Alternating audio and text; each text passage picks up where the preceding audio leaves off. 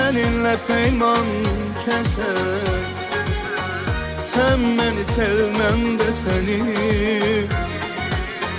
Küsey dertten gamden küsey, sen beni sevmem de seni. Xoşbəxtliyi üzümüzə,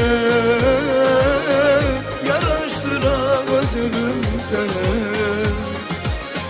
Sadık kamal sözümüzə, sen beni sevmem de seni.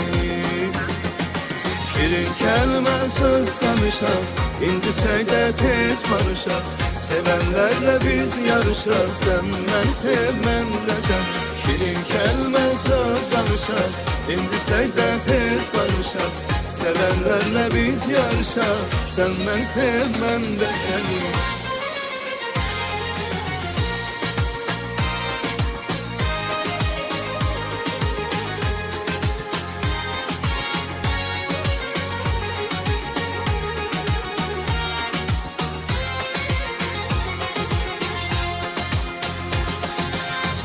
Göz kör olsun karda qonaq, biz o deyilə sərin bulaq.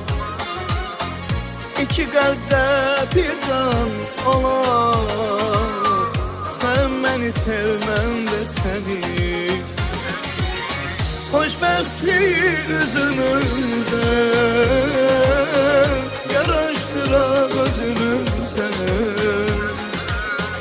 Sadık kamal sözümüzə, sen beni sevmem de seni. Şirin kelime söz danışar, İncisək də tez barışar. Sevenlerle biz yarışar, sen beni sevmem de sen. Şirin kelime söz danışar, İncisək də tez barışar. Sevenlerle biz yarışar, sen beni sevmem de seni.